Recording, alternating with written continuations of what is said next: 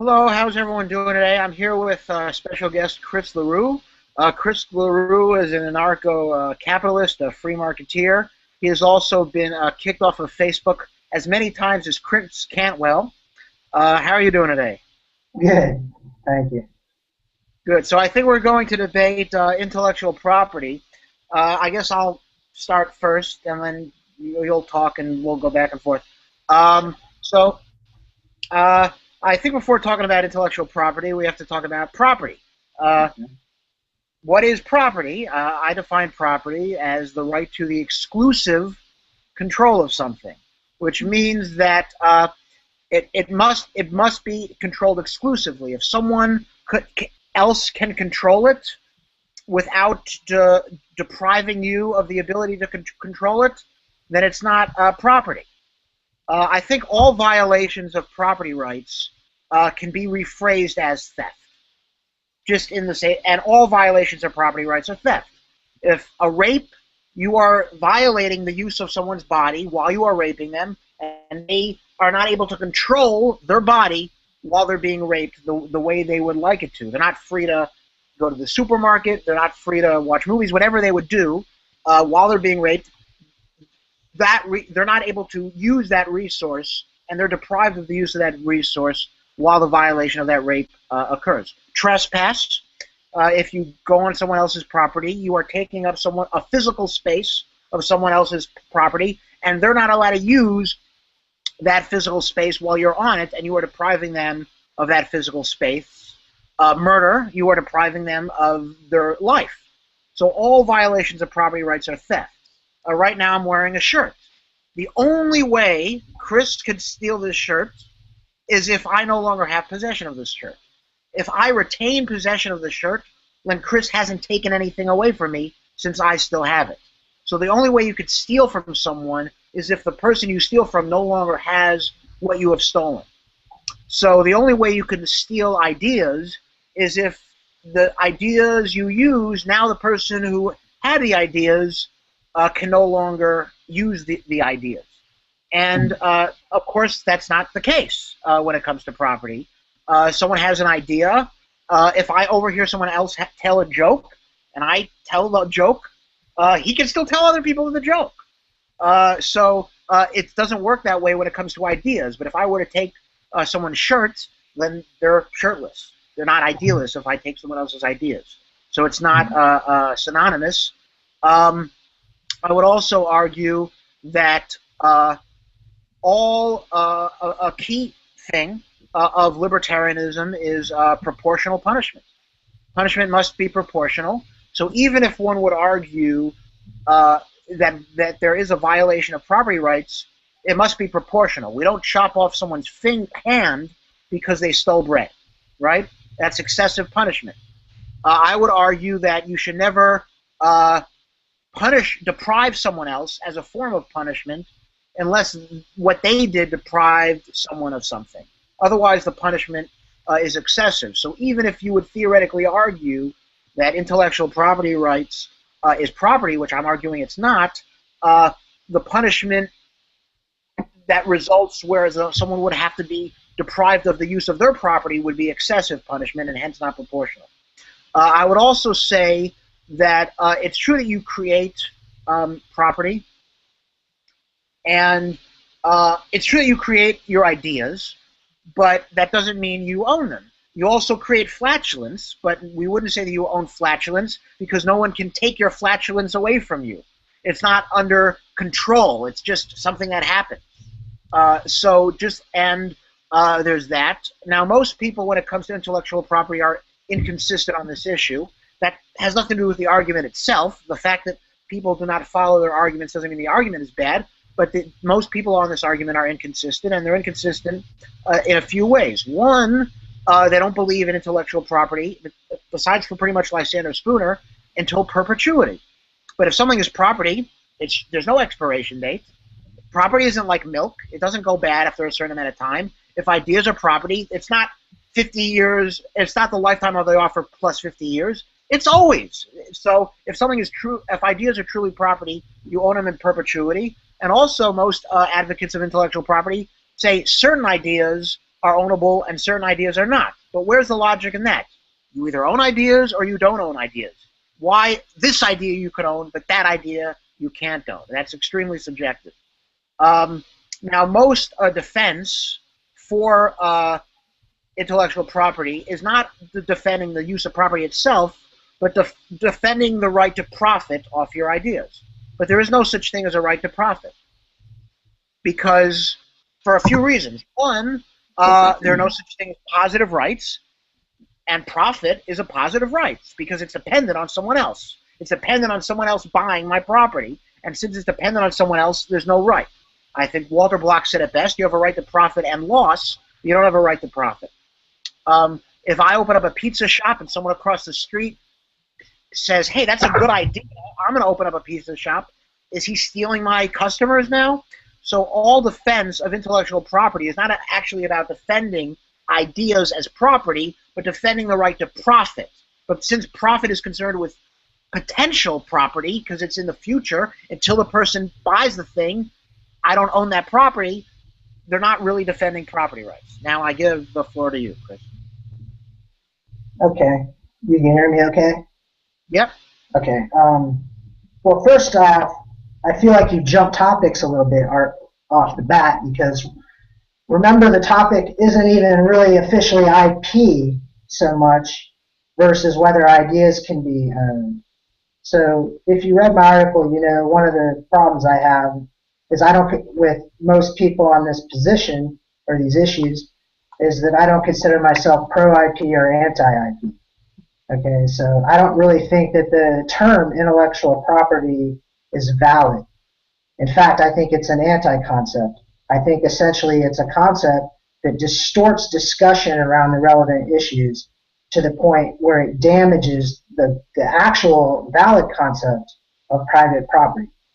All right, so I think discussion around the term intellectual property is a very confusing thing, unless especially we define it and we agree on a definition. And that's a problem I had with trying to debate Kinsella, is that essentially he defined intellectual property as whatever the state says it is.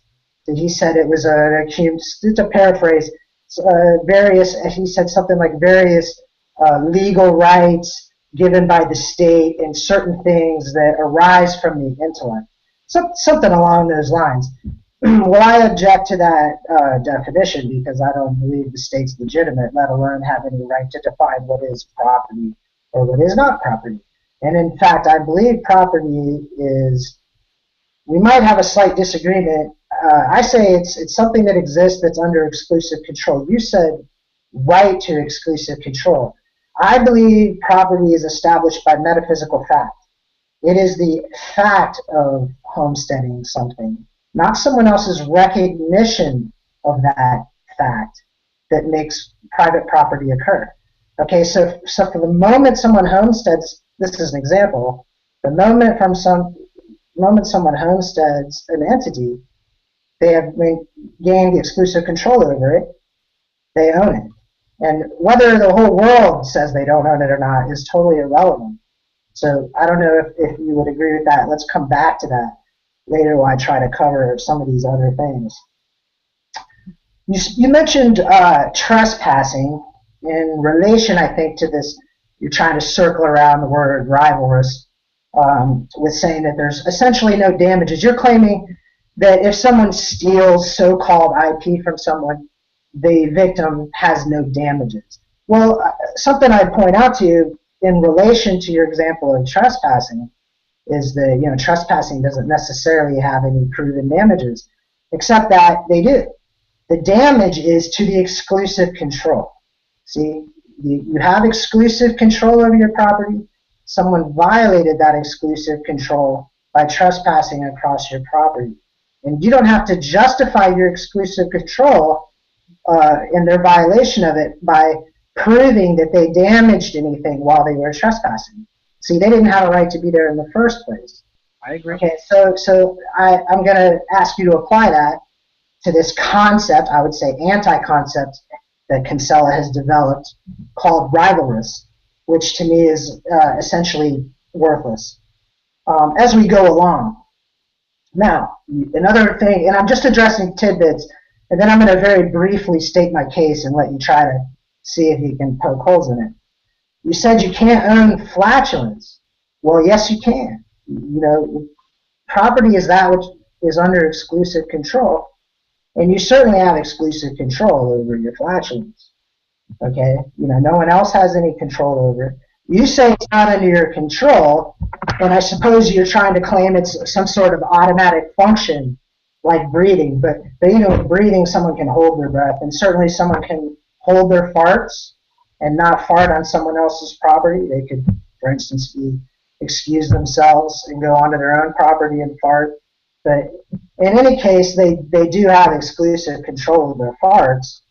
And this thing about perpetuity in IP and people who supposedly support IP, I'm just as much, you should try to understand this, I'm just as much against people who are pro-IP as I am against people who say they're anti-IP.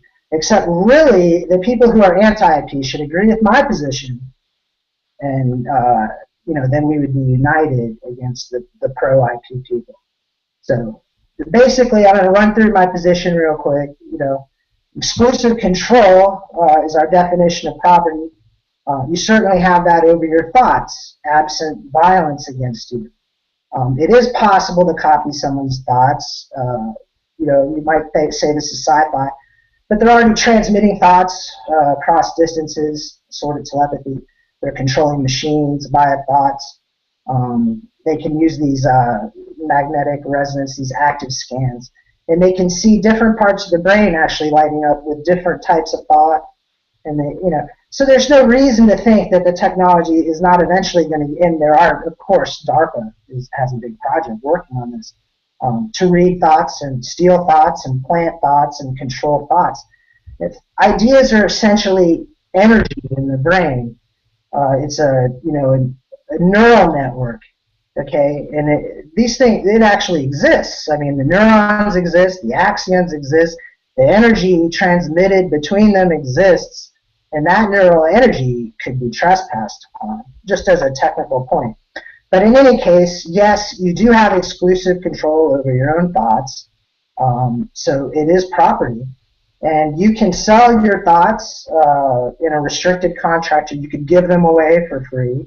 Certainly, if you gave them away, you announce your thoughts to the world, and you don't have a contract with people, then you've abandoned your property, essentially. All right, although you still own your thoughts, and you could even sell your thoughts. So if you'll see real quick that originality of the thought really has nothing to do with it. Whether any of your thoughts in your mind are original or not, or they're all got from somewhere else, they're still your thoughts, and you still have exclusive control over them, absent violence. And you could sell any of them to anyone who is willing to pay you in a voluntary contract, and you could add restrictions to that contract because you own it, such as do not reproduce, do not redistribute, do not even discuss this, do not compete. Any of these things would be legitimate in a contract. The only real issue, and this is essentially my position in a nutshell, is that social contracts are always illegitimate. So what's happened is the so-called anti-IP people have reacted to the absurdities in the status system with a knee-jerk reaction, and they've tossed out property rights with the social contract. But yes, you can own ideas, and you can sell ideas, and you can contract to exchange ideas, but you cannot contract to obligate a third party who didn't voluntarily consent. So there's all kinds of ways you could protect this property, and I'm almost done, without going to social contracts. But that's even irrelevant. The point isn't whether you can achieve a certain end. The point is that property rights are a metaphysical fact. They are the only social law, and they must be respected or it's criminal, as you said. So whether certain things were restricted or not is totally irrelevant. The point is you can't trespass, you can't commit contract fraud, and that pretty much just about solves the whole thing. So in a free society, it's certainly possible that people would protect their so-called IP, what you guys call IP, what I would just call property, through all kinds of different methods. For instance, DRM is one possibility. And people like to say, well, that's not entirely effective. Well, so what? It's legitimate. They can do it. It stops some people, and it's their right. It could be made stronger.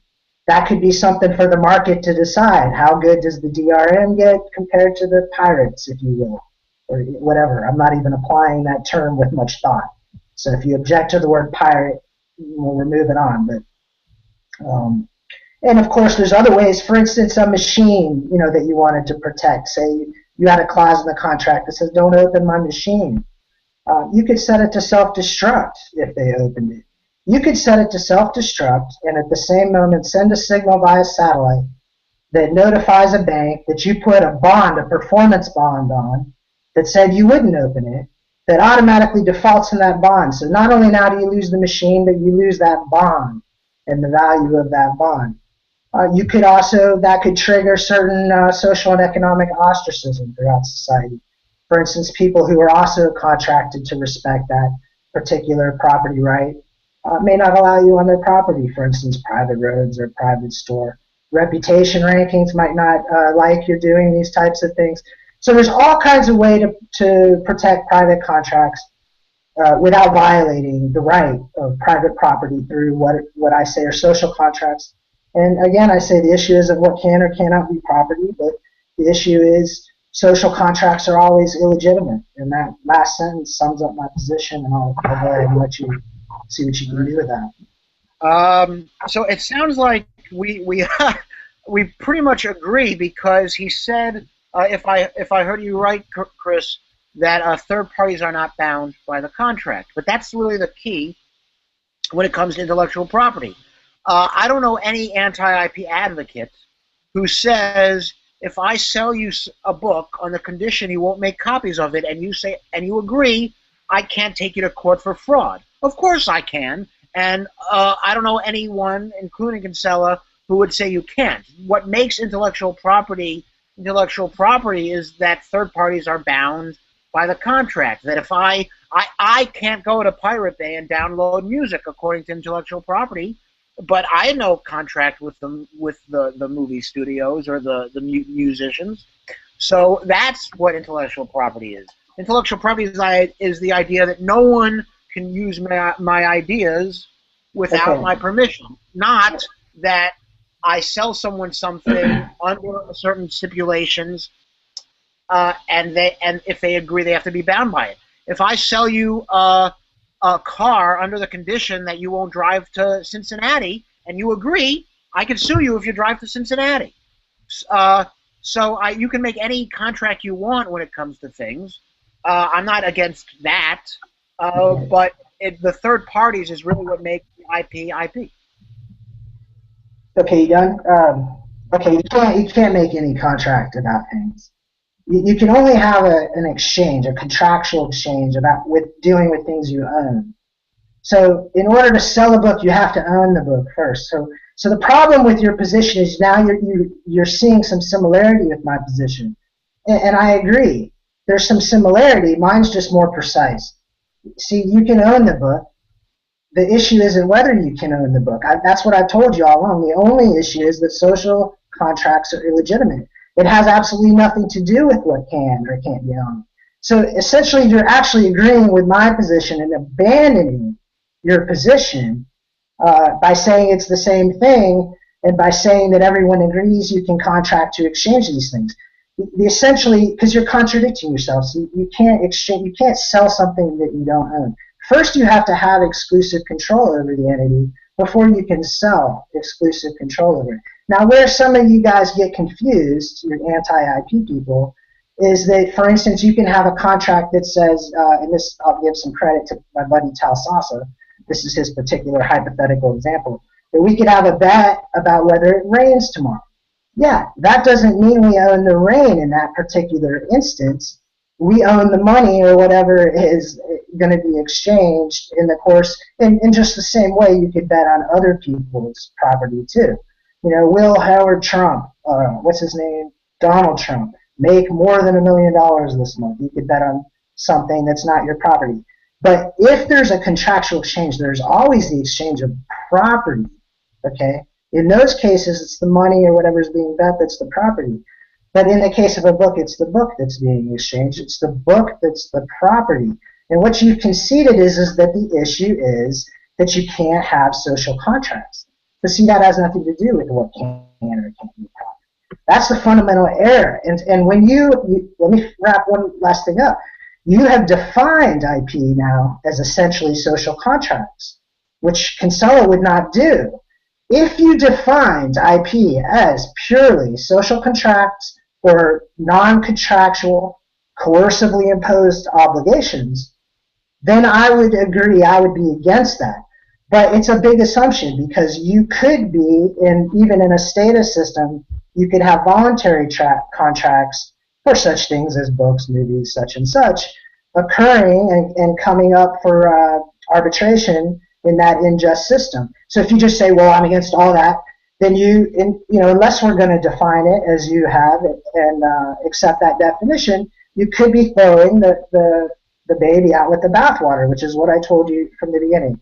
See, if you say something is not property, that implies that taking it is not theft. It also implies that if you had a contract to agree to exchange it for something, that fraud in that or deception in that contract would not be fraud. See, because there's no property being exchanged, there would be no issue there. So, essentially that goes back to Rothbard's title transfer theory, where a promise is not a contract, or certain things are inalienable. So, you would be essentially falling into that with that particular argument. So, you've essentially confused what a question of what is or what is not property with the fact that no property can be sold via social contract.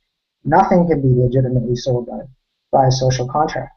So, I say let's abandon the term IP, and let's deal with copyright, patent, trademark, these more specific type, you would say legal goals or legal rights. These could all be implemented privately in a private society by a voluntary contract. So again, you can't really just throw the baby out with the bathwater.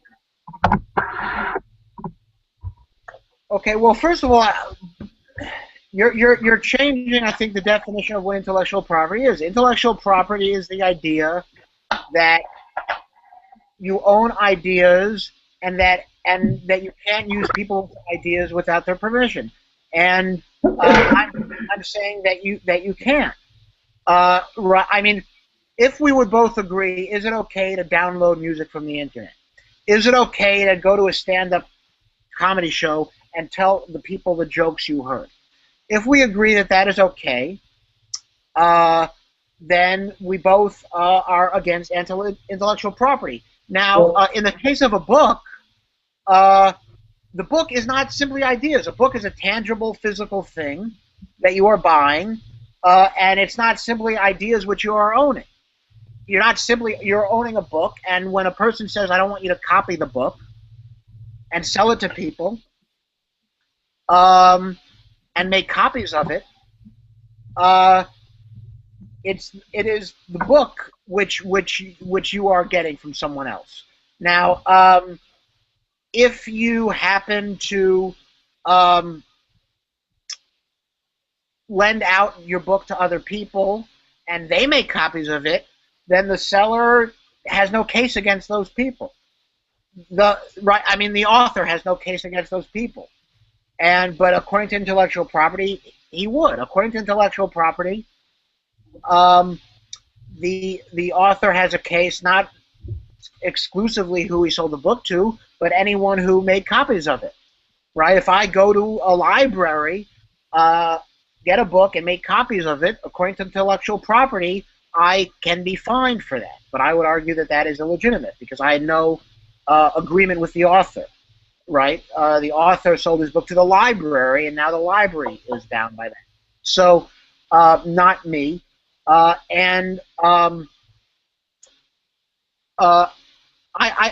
don't know even if I necessarily agree that you have to be able to own something to be able to sell it, because ownership has legitimacy, and selling it is a physical thing. If I steal someone's shirt, I can sell it. It's not a valid contract, but you can certainly sell it. Well, why don't you respond a little, and I'll think of more things to say. But Well, you're defining intellectual property as a social contract. So, but that's what it is. That's how it's defined. Well, if it is, why do we need another term for it? Why can't we just say we oppose all social contracts? That's much more precise. Because see, let me read to you real quick Kinsella's definition of IP. I'm going to pull up the document. I think you can still see me, right? Yep. Intellectual property is a term used by proponents of a certain set of laws to define. Look, the Constitution was enacted in 1789, right? Patent law and the copyright law were enacted soon after. The Lanham Act, which is trademark, was enacted decades later, and state laws were enacted before that. Trade secret was a common law thing as well. So these types of laws started being called intellectual property because they were under assault by free market advocates because they saw these were monopoly grants by the state. So instead of calling them monopolies, they started calling them intellectual property. So it's a fairly incoherent term of positive law to describe a group of somewhat related legal rights. They are called intellectual property because the legal theory goes that they arise from the creation of the intellect.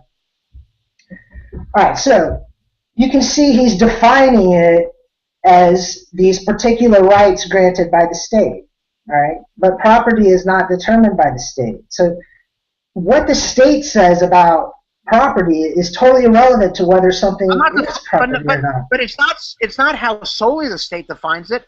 Ask advocates of intellectual property how you define it. They will define it that way. It's not solely the politics. The flow. See, I didn't really get to what I was trying to say here. Is that so? Essentially, by defining intellectual property as a social contract, you're admitting that the term itself has no real importance, no relevance to the issue at hand. See, lots of things. Well, even beyond lots of things, all property arises from the intellect. If there was no intellect, there would be no property. It's always a choice to homestead something or produce something or exchange something. If there's no intellect, there's no choice. Okay, so, you could say a book arises from the intellect, but that doesn't mean a book isn't property. And so even if that's not what you mean by the term, it's what the term implies, is that things which arise out of the intellect can't be property. So like Kinsella admits, it's a really incoherent term. It's really not useful for anything in discussion. And again, we do know that books can be property. Digital books can also be property. I'm not sure if you're going to go. Let's go ahead and go there. Why don't we follow books through the whole thing? Because look, digital books can be property. I mean, and it takes tangible space to store them. So just because it takes hard drive and it takes memory, it takes electricity to run it, all these different things. So again, just like the idea in your brain is a neural network and its energies and being distributed around physical entities, it's really no different with any form of medium.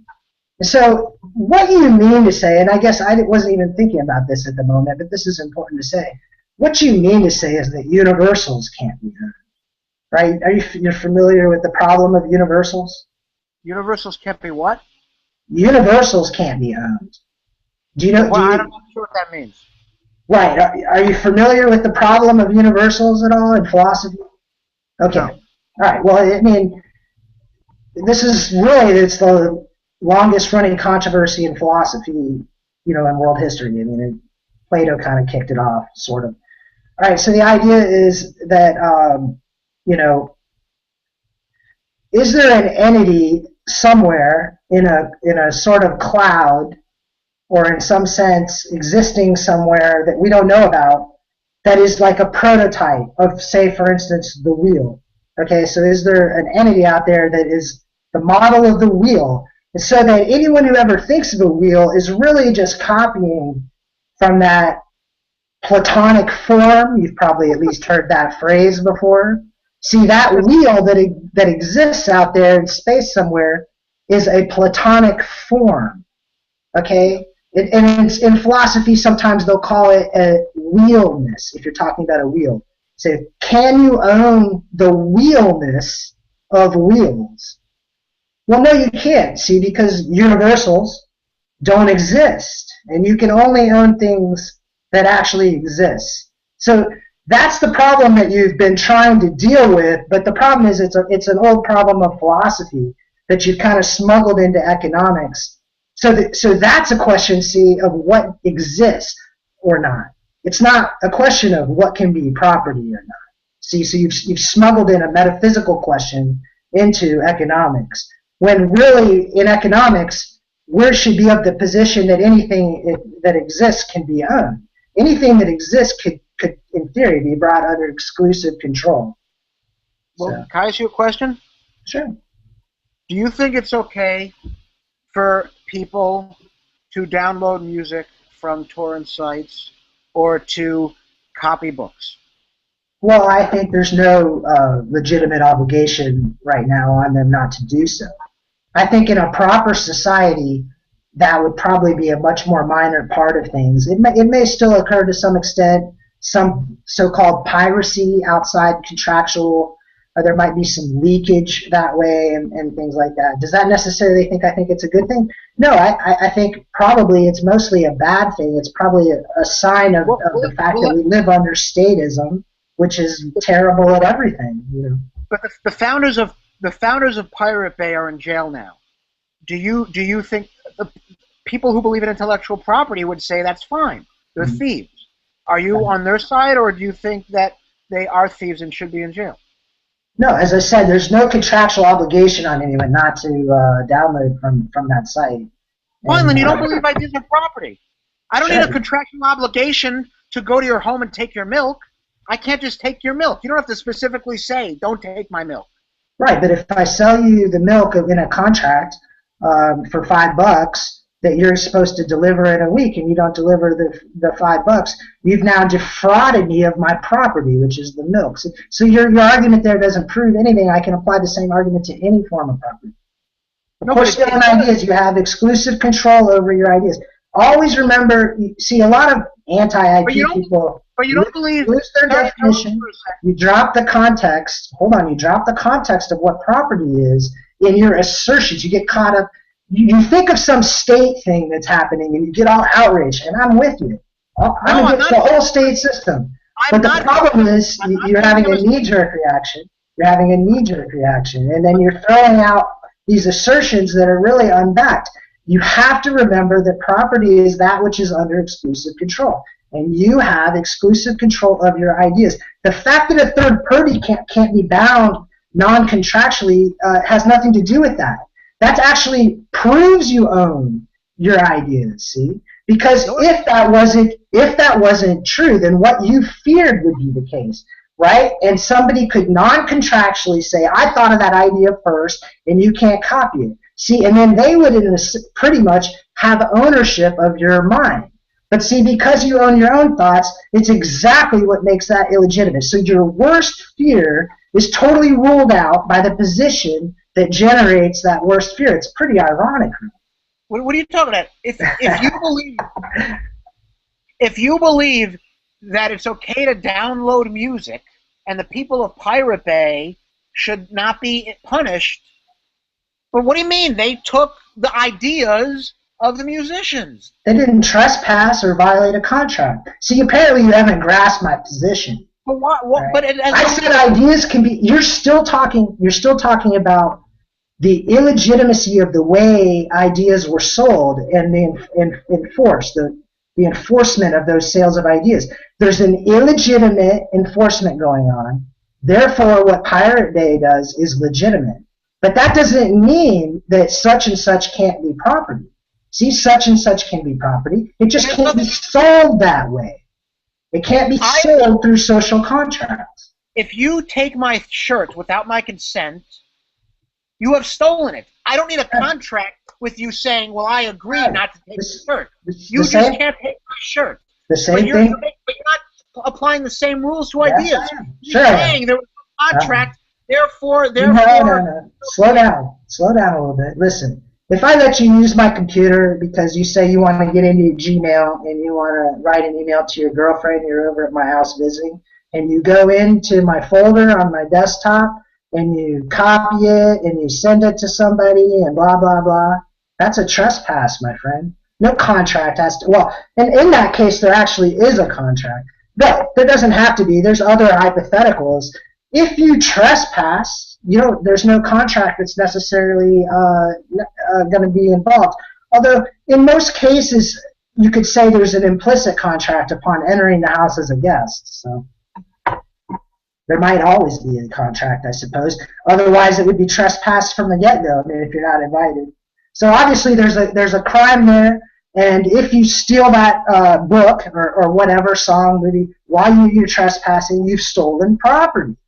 So you're just getting confused in how access is obtained to the property. That has nothing to do with what can be under exclusive control and what can't be under exclusive control.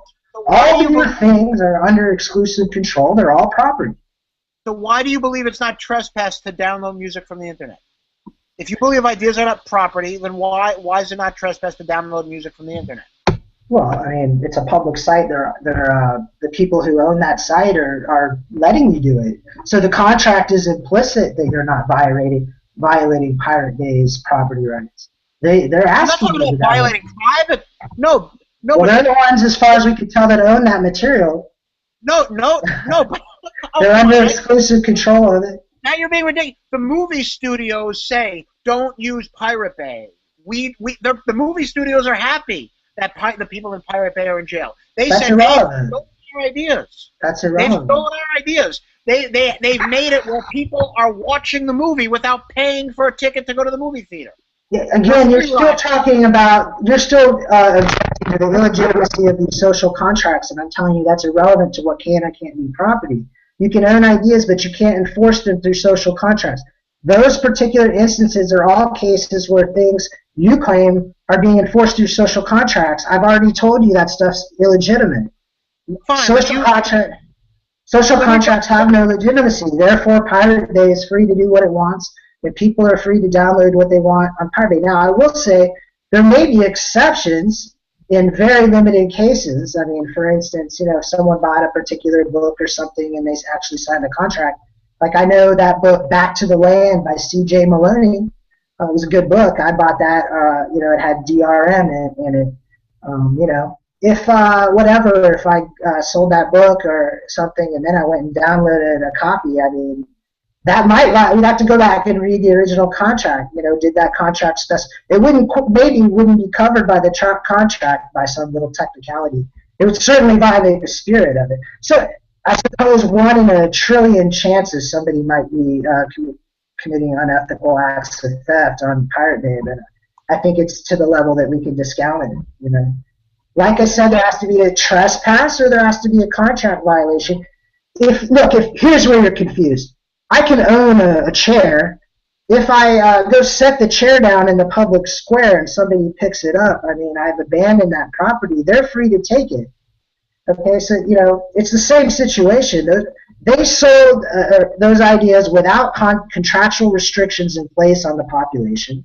Therefore, the population's free to take that idea and run with it, just like they would with a chair that's left in the public. There's absolutely no difference. This whole distinction of what's intellectual and what's not is really absurd. Like I told you before, there is no property without intellect. So, what's intellectual and what's not.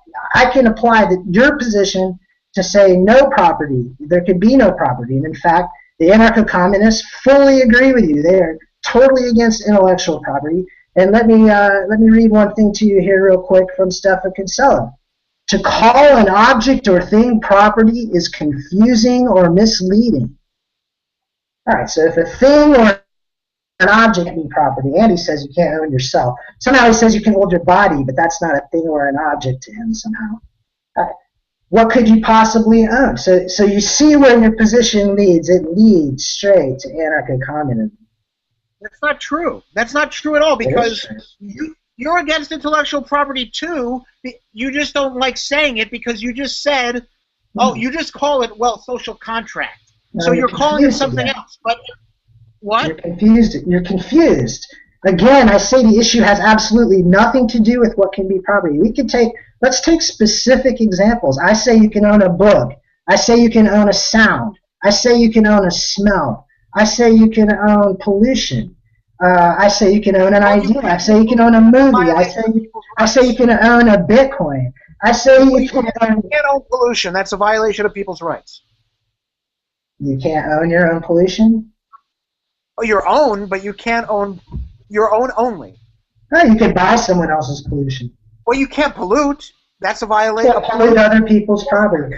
The reason you can't pollute other people's property is because you own your pollution, and so therefore you're responsible for it. So if you put your pollution on someone else's property, you'd be trespassing. The whole reason for that is because you own your pollution. So again, I say the issue has absolutely nothing to do with what can or cannot be owned. The only issue is that nothing can be legitimately sold via social contract. And who are you running the help from? You getting help from somebody or something? Here's a question James Cox has for you. Let's say someone puts an awesome design on a T-shirt, obviously not James because he sucks, and someone takes a photo of the T-shirt and through technology prints from the photo, James, you have to write better. T-shirts has anything been stolen if the original is still with the owner? You mean he just printed it on the shirt? Yeah. The contract, the so-called contract? I think in a society that accepted that as a norm, they could work towards that as a shortcut, but I don't think that would be legitimate from an initial transition. I think there's a problem with implicit and explicit contracts that you have to be careful with. People have to essentially, I think, I'm a little unsure about this, they have to agree that the contract's implicit. So if someone was buying that shirt didn't feel like they were bound by it, I would tend to agree with them.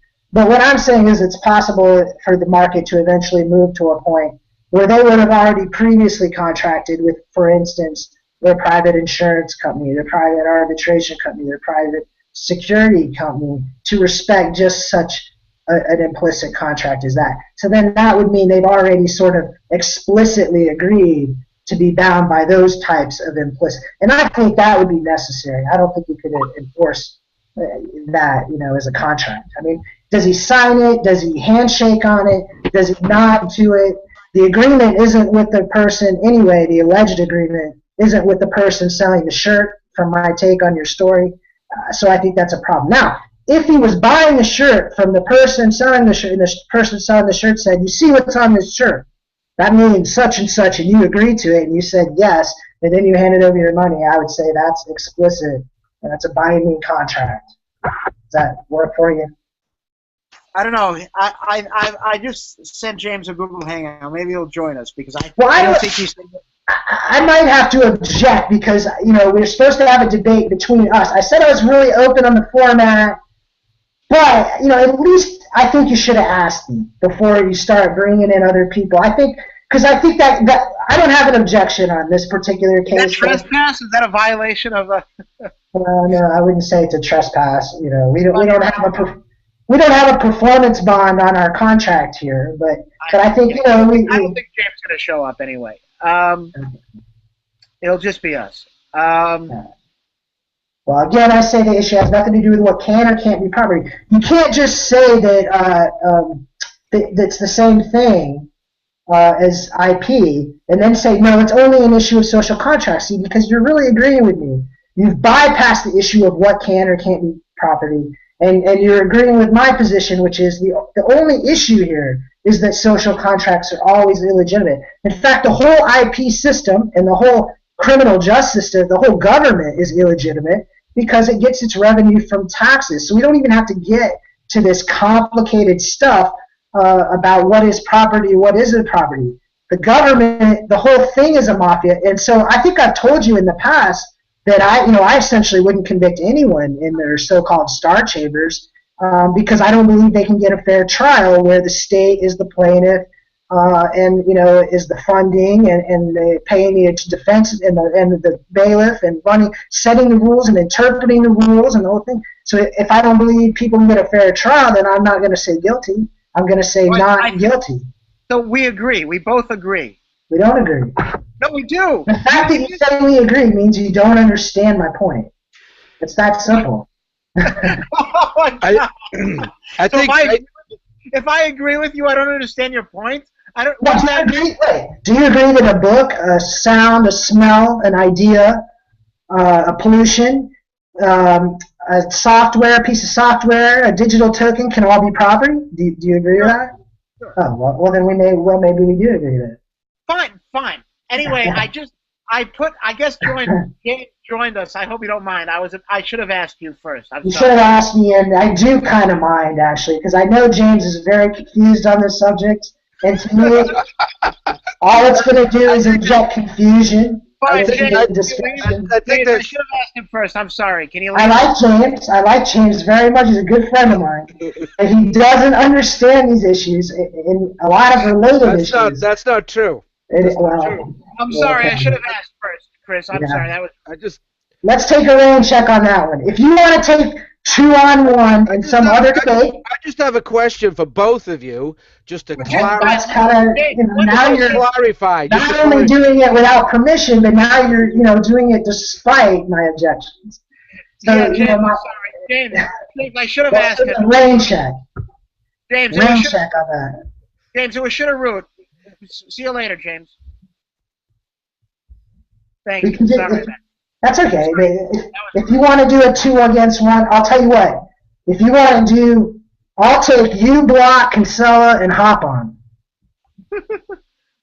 Sorry, I should have asked you first. That was rude. Any accommodate. Well, and I'd prefer to keep Kinsella out of it. But if they won't come on because without him they feel like they have to have their leader, that's fine. But if I would rather just me, you, Hop, and Block. We can do the same discussion. Sorry for not asking you first. That was rude. I apologize. Why not Kinsella? I despise arrogant, conceited, obnoxious, egotistical, power-lusting scumbag. I can't stand the guy. Everything about the guy is anathema to me. First of all, I don't like attorneys. That's not personal. But I don't like them. I generally feel that they're natural-born liars. I believe in any case that collectivist. That's collectivist, though. No, they choose to go. They choose to go accept the licensing by the state and have the state censor their speech. There's nothing collectivist about it. They voluntarily agree to go have the state censor their speech so that they can cooperate and profit on these illegitimate star chambers. And just on, it's a side issue. This has nothing to do with IP. And I said it's not personal. I'm just telling you how I feel about attorneys. I'm against it. I'm against any cooperation or participation with the state. As a cop, as an attorney. I plan on becoming a voluntary participant. I plan on becoming this is interesting. It changed, but I think it's interesting if you want to talk about it. It's up to you. But I plan on becoming a college professor. A state school may hire me. Would that be illegitimate according to you?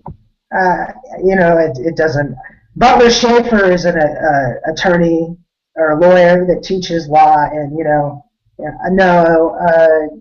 I haven't drawn a specific line there exactly. I don't know if I can exactly explain why that doesn't bother.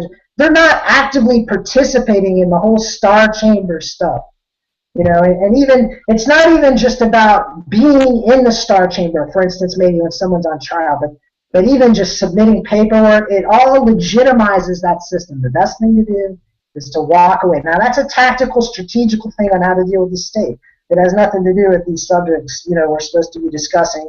And that's not even personal with Kinsella. But I will tell you this, I don't agree with this whole concept of a natural aristocracy, an elite, leadership of these things. I don't believe any of that's necessary. I believe some people are better at some things mostly because they want to be. They put the time in to make themselves good at it. I don't think that really makes them all that special. So he tends to want to talk about himself as being like this noble person and this aristocrat. And first of all, I'm not impressed. I wasn't impressed with his book. He doesn't define any of his terms. It's very poor scholarship. It doesn't discuss any of the counter arguments. It doesn't discuss Spooner. It doesn't accurately discuss Rothbard at all. He actually errs in discussing Rothbard's position significantly, misrepresents it, which I think he's admitted at somewhere. I know someone else has discussed it in a paper, a big name. And so I didn't find his work impressive, and I don't find him impressive. And in any case, I think what's important is the truth, not Stephan Kinsella. Right. So it certainly sounds like you're against all patents. Well, no, about contractual patent. Huh? If I invent a machine and I contract with you to sell you the machine, and it says you cannot open the machine, cannot reverse engineer it, cannot duplicate it, and cannot redistribute it, or else you sacrifice this performance bond that you're going to pay me in advance, or whatever. We can work out whatever the contractual details. So yeah, that's a patent. That's essentially a patent. I'm against social contracts. So I don't think we're having a debate because there's no disagreement. I believe in contractual obligations and contractual law, and we both seem to agree that it's legitimate to copy ideas, which makes me question whether it's property or not. Well, we already covered that, and you agreed. Now you're backtracking. You already said ideas are property. Well, Stephan Kinsella is sharing our link in our debate, so that's interesting. Well, how shocking. How shocking is that? But why do you call it a social contract, though? This is why I'm confused. Well, whatever you want to call it. Actually, I've called it, I call it that for short. Really, to be precise, you could say non-contractual, coercively imposed obligations. No, but do I need a contractual obligation with you not to take my physical property, not to use it? All of this stuff is physical. I already told you the energy actually exists physically in your mind. The e-book actually exists physically on the digital media. These are all physical things. So what you're asking is a result of context dropping. It's a non sequitur. It's a semantic trap, really, down the pathway towards an anti-concept. I mean, Kinsella's leading you down this path of nonsense? It's not. It sounds like you're having a double standard when it comes to ideas. No, you've thought that up.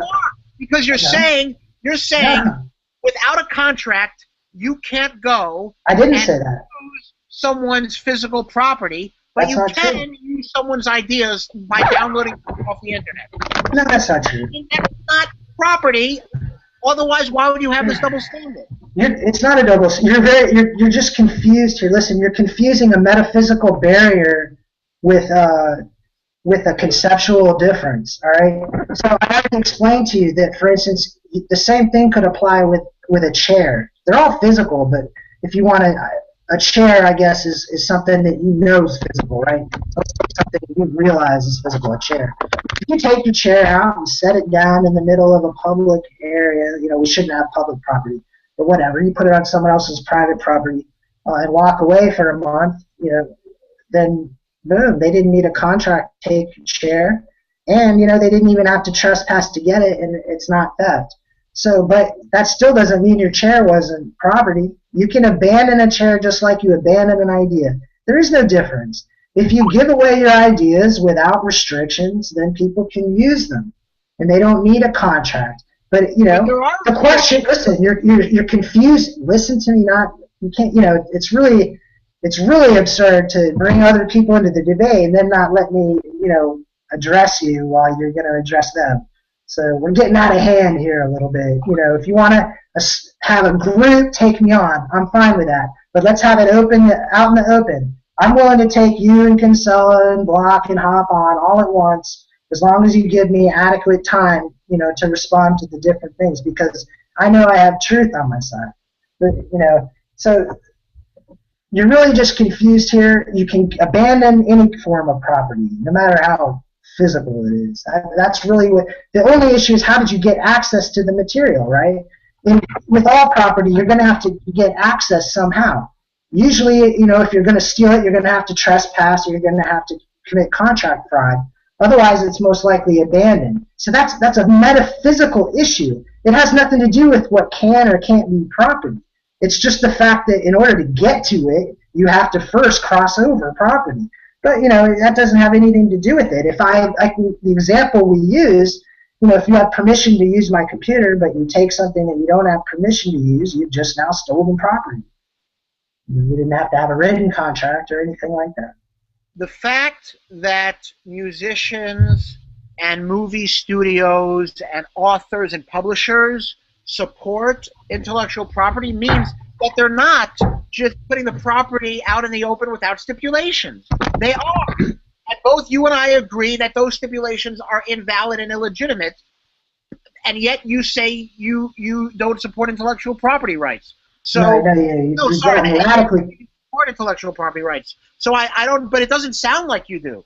It sounds like you say you do, but what you're saying doesn't follow through. It sounds like you're confused because you're saying, oh, it's not legitimate. It doesn't matter if there's a contract or not. When it comes to using physical property like someone's shirt or someone's home, I can't just take a jacket of someone else. I can't just take someone's TV, but I can download someone's music if I didn't have a specific contract with them. Okay, so see, here's what of the confusion that you're facing now. You've added a new confusion because you're talking about a third party who somehow already obtained that property. All right, and so this gets into whole different issues. It really has nothing to do with what we're talking about. Again, the whole topic of discussion is what can be property or not. Okay, and whether somebody can buy property from another person who may have committed contract or not committed contract, and we don't even know. I mean, I don't know. Generally, I don't think I think you said that the current system, they're not using contractual restrictions. I don't know that that's necessarily true. I think they probably are using some contractual restrictions. For instance, on the movie theaters and the distributors of the DVDs and things like that. There probably is some. So I don't think I would agree absolutely. But there certainly, there's not a written contract with every person who goes to a movie theater not to film. Although you could argue that's implicit. But again, as I already said, I think implicit contracts have to be set up ahead of time, explicitly, to be legitimate. Why does it? But again, you're talking about that person who's buying from, say, someone selling property. Say they got it from the Sony hack. Let's use that as an example. They don't have a contract with anyone, and they didn't trespass anyone. Okay, that's the same with any property. All you're confusing is with access. How do they access it? That has nothing to do with what is property. Remember, property is exclusive control. That comes before someone else accesses the property. You have the exclusive control. You have the ownership. These are all confusions you're talking about with after the thing has been sold. How the thing has been sold. And again, you can't sell an entity. You can't give an entity that you don't first own. You have to have the exclusive control in order to exchange the exclusive control. Do you believe you need contracts? Do you believe that if you use someone's property without a specific contract, that's okay? Meaning, if I have a right to property, you can't use it, and I don't need to say, well, I never had a contract with him that he couldn't use it. Why does contractual law matter? But you already know the answer to this, as I've already told you over and over time. If there is no trespass or contract fraud, then it's fine. Okay, just like with any property, if you have to, especially if you're going to bring in other people, you have to at least let me finish one answer before you start, interrupting. All right, it's just, I mean, I've already won this debate. I mean, you're having to bring other people in and advise you and things. I mean, and you already admitted that ideas, sounds, music, soft, all these things can be property.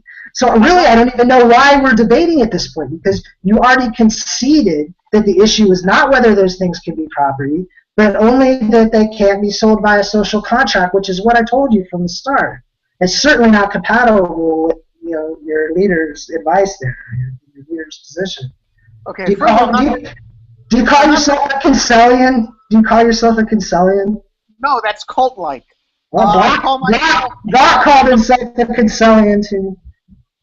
First of all, I apologize about bringing James, and I agree that was rude. I shouldn't have done it. But I'm not bringing people now. Now I'm saying you don't. If you're saying it's not a trespass, but if you're saying you own ideas, you own a chair, but you can abandon it. Trespass. Listen, you own a chair, you own a house, but you can abandon these things. That's the answer. Just like ideas, you can own ideas, but you can also give them away. You can also if you had a totally original idea, you can also destroy it. You just forget it. You can never tell anyone about it. Or you can sell it outright with no restrictions if you wanted to for a one-time fee, or you can sell it with restrictions. So the issue, again, isn't what can or can't be owned. It's only... Where's the abandonment? I don't see the abandonment in the Pirate Bay example. Who abandoned what? Well, we don't know in that case. And so you're trying to essentially say you're claiming that I should be arguing that receiving stolen goods is a crime. So, for instance, if Pirate Bay stole that property via trespass or contract violation, then people coming to Pirate Bay, are trying to say I should argue, would be committing a crime by downloading that stolen property. I'm saying, first of all, they don't even know for sure if that property is stolen or not. Some stuff might not be. Because like we said, a lot of stuff is released without contractual restrictions. So it's already been sold and then, quote, in the public domain, unquote. It's been given away. If it was sold without contractual restrictions, then it's been essentially abandoned. It's been given away, or they got paid for it once maybe, or maybe they got paid more than once for it, but it's been sold. And you don't know that it's stolen, or if it's stolen, you don't have a contract with Pirate Bay to check. You don't have a contract with anyone to check. So this whole problem is in your head. It has nothing to do with my position. Again, all that stuff is how I is dealing with what happens after an idea is sold. In order to sell it in the first place, you have to own it. In fact, in order to think it, you have to own it. So, I think, therefore I own myself. That's my self-ownership axiom. Right? Well, first of all, you own yourself. Because I can think, I have exclusive control over the process of that thinking. You own yourself. I own myself. You own yourself whether you can think or not. A person in a coma owns themselves, and yet they clearly cannot think. So I don't. Right. Well, so are you arguing against the argumentation axiom then on that ground? Because my position is even more rigorous than that, right? I'm saying you don't have to argue to prove self-ownership. All you have to do is think. And applied to someone in a coma, I would say they've already thought, so it's already proven. So do they revoke ownership when they cease to be able to think? I mean, I'm not. No, I mean that might make it harder to prove they're self-owner, but it doesn't prove they're not. It's just one way of proving you're self-owner. I think, therefore, I own myself. You have to own yourself in order to think. But we're getting a little bit, off track here. That's not really related to the topic. Honestly, I think we're done. I mean, unless you're going to go back and again dispute that certain things that we've already agreed can be owned, can't be owned, unless you're going to change your mind and say those things can't be owned, I see this debate as over. You've conceded the position. All right. I think the debate's over. I think I won it. You won it? How did you win it? Double standards, but... No, there's no double standards. You can abandon an idea. You can sell an idea without restrictions. You can abandon a chair. You can you can sell it without restrictions. So the fact that someone acquired an idea without a trespass or a contract fine implies a priori, if you will, that the exchange is legitimate. That doesn't disprove my position. In order to get it, they've now acquired ownership. So that reinforces my position. They've legitimately acquired property. I mean, there's absolutely nothing in that addresses my position. This is all related to your confusions of the fact that a social contract's one issue that comes after something is property or not property. But really, I mean, just the fact that people do trade books and music and video proves it's property. People sell it, people buy it. Voluntary exchanges, you could say some maybe aren't voluntary, but the fact is these things are going to happen whether you like it or not. People are going to sell ideas. You can't stop. In fact, you'll have to have a state to stop it Just like the anti-usurists had to use the state to suppress what they thought was illegitimate property. Interest. See, they said interest is not tangible. It's not rivalrous. Therefore, we can't allow it in contracts. So they had to use duress prior restraint to suppress it in contracts. And then if people did sell that interest in contracts, then the enforcement mechanisms wouldn't call that fraud. So that's exactly your position. Your position by saying it is a property implicitly justifies the trespass or contract fraud dealing with that property. And in fact, one of Kinsella's followers, recently I saw an article that exactly advocated going out and making terms of use contracts with people and then spreading their property against their will intention. That's the logical endpoint of Kinsella's. And let's stick in there that Tucker and Kinsella, they're using terms of use contracts on that website to sell property that arises out of the intellect, guides and things like that. And they say, no, that's not IP. Well, again, sure. What is IP? I mean, that's what we all coming back to. But it's certainly ideas in concrete form. I mean, these are words. In fact, I think they're selling them digitally. So they're even talking about digital books.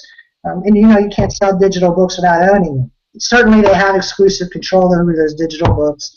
And they can sell them, and they can sell them with restrictions. You have to join their silly club or whatever to get access to it. That's all legitimate because it's property. That's exactly why. So. All right. Well, anyway, thanks for the debate. I think. Sorry for having James on for a brief second again. Anyway, maybe we'll do this again when you're less confused. How am I confused if you already agreed that ideas, sounds, music, smells, software, and all these things can be property? You've already admitted that there's no distinction here about what can or cannot be property. You've said yourself that the thing that's illegitimate is the social contracts or whatever phrase you want to put it. Kinsella's recently started using the legal term, right? The in rem stuff, because he has to get into legalese to feel important. But that's just a social contract. You can't enforce obligations to people who haven't agreed to it. So really, he's taken my idea and put it into legalese terms and without giving me credit for it, of course, which actually Michael Chan predicted long ago. So I'm sure he's laughing. He predicted he would take that from me without giving me credit, and that's essentially what he's doing with this in rem thing and in personam. That's just putting it into legal words, the exact same position I have. All right. Well, I'll see if I can get Hape and all these others to debate with you. Sure. Anyway, Okay. thanks for your time. It was fun. Yeah, good times. You're a good man. Take it easy. Bye. See you.